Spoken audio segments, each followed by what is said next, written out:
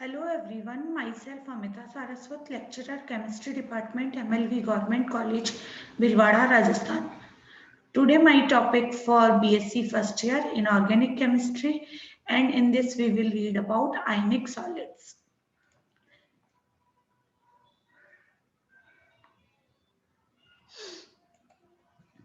सीमांत त्रिज्या अनुपातों का परिकलन, calculation of limiting radius ratio. इसमें सबसे पहले पढ़ेंगे हम अष्टफलकीय संरचना के लिए त्रिज्या अनुपात। अष्टफलकीय संरचना में धनायन की जो समन्वय संख्या है वो 6 है, अर्थात एक धनायन चारों ओर से 6 ऋणायनों से घिरा होता है। इस संरचना में 4 ऋणायन व एक धनायन एक ही तल में होते हैं, जबकि एक ऋणायन धनायन तल के ऊपर व एक नीचे होता है। इसे इस प्रकार दर्शाया जा सकता है, देखिएगा।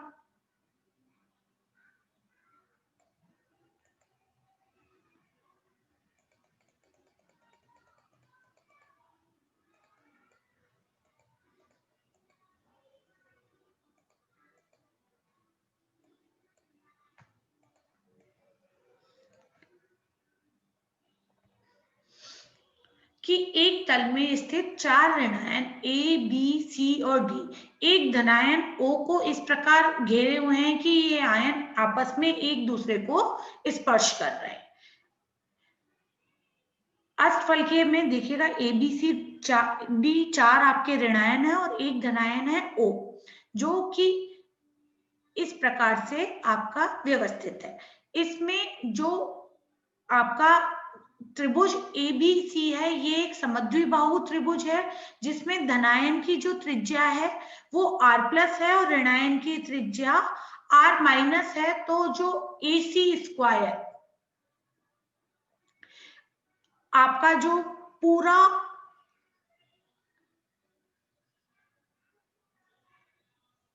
ये एक यहाँ पर समकोण त्रिभुज बन रहा है ABC, जिसमें जो कर्ण की त्रिज्या है AC², it is equal to लंब की त्रिज्या प्लस आधार की त्रिज्या, मतलब AB का होल स्क्वायर प्लस BC का होल स्क्वायर, अर्थात AC², क्योंकि AB आपका BC के बराबर है, तो AC² is equal to 2AB², और जो कि है आपका 2R-, तो AC is equal to √2AB। उपरोक्त समीकरण में AC और AB दोनों का मान रखेंगे हम, तो जो आपकी AC है वो होगी R+ R- इंटू 2, तो 2R+ plus 2R- is equal to √2 into 2R-, तो 2R+ plus 2R- is equal to आपका हो जाएगा R+ plus R- is equal to √2R-, R+ is equal to √2R- minus R-, तो ये जो R- को आप बाहर ले लेंगे तो ये हो जाएगा R+ is equal to R-, bracket के अंदर आ जाएगा √2 - 1, तो R+ ओवर R- का जो मान होगा या त्रिज्या अनुपात का मान होगा वो √2 - 1, तो it is equal to 1.414 - 1, which is equal to 0.414। ये आपका यहाँ पर आप देख सकते हैं घनीय संरचना के लिए त्रिज्या अनुपात इस प्रकार हम निकाल सकते हैं। चतुष्फलकीय संरचना के लिए त्रिज्या अनुपात को किस प्रकार ज्ञात किया जाएगा? किसी घन के एक फलक के दो विकर्णी कोणों B और C को तथा इसके विपरीत स्थित फलक के दो विकर्णी कोणों A और D को मिलाने पर एक चतुष्फलक प्राप्त होता है। मतलब एक फलक के दोनों विकर्णी कोणों और विपरीत स्थित फलक के दो अन्य विकर्णी कोणों को मिलाने पर चतुष्फलक प्राप्त होता है, जैसा कि चित्र में दर्शाया गया है। इस चतुष्फलक के केंद्र O पर सभी ऋणायनों को छूता हुआ एक धनायन रखा गया है।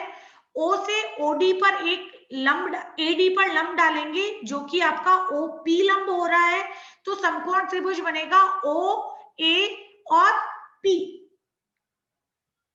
इसमें क्या होगा, OA का स्क्वायर जो कि आपका कर्ण है, it is equal to AP² is plus OP² तो OA is equal to R plus plus R minus, या AP is equal to R minus. OP यहाँ पर घन की लंबाई का आधा भाग है, क्योंकि घन की प्रत्येक भुजा बराबर है। आते हैं OP is equal to AF by 2, या घन की जो लंबाई है उसका डिवाइडेड बाई 2। इस समीकरण में मान रख देंगे, तो R plus plus R minus का square is equal to R minus का स्क्वायर प्लस OP स्क्वायर। और OP का जो मान ज्ञात करने के लिए हम लेंगे त्रिभुज ADF। इसमें AD is equal to AF का स्क्वायर प्लस DF का स्क्वायर, और AF और DF दोनों बराबर हैं, इसलिए AD का इज इक्वल टू 2AF का स्क्वायर, या AD is equal to under root 2AF। AD का मान 2R माइनस के बराबर होगा, क्योंकि चतुष्फल की संरचना में दो ऋणायन इसी विकर्णी रेखा पर स्थित होंगे। जब आप घन संख्या के लिए त्रिज्या अनुपात की गणना करेंगे, तब वहां पर भी इसी प्रकार के दो समान त्रिभुज होंगे, लेकिन वहां पर आयन घन के कोनों पर स्थित होंगे। अतः हमें घन की लंबाई AF R माइनस ज्ञात होगी, क्योंकि घन की लंबाई AF का आधा है, लेकिन यहाँ हमें विकर्णी रेखा ज्ञान रहेगी। तो 2R minus is equal to under root 2AF, या AF is equal to 2R upon under root 2। तो AF इज इक्वल टू हो जाएगा आपका अंडर रूट 2R माइनस, तो OP इज इक्वल टू हो जाएगा R minus divided by under root 2। ये मान हम जब यह रख देंगे, तो R plus plus R minus का square is equal to R minus का स्क्वायर प्लस R माइनस का स्क्वायर डिवाइडेड बाई रूट 2। तो जो आपका R प्लस और ओवर R माइनस है, ये under root 3/2 into R minus हो जाएगा। तो जो आपका यहाँ पर त्रिज्या अनुपात आएगा R plus over R minus is equal to under root 3/2 minus 1, तो ये होगा 1.225 माइनस 1 यहाँ पर, अर्थात त्रिज्या अनुपात का मान हो जाएगा 0.225। इस प्रकार हम चतुष्फल के संरचना के लिए त्रिज्या अनुपात की गणना कर सकते हैं। Thank you.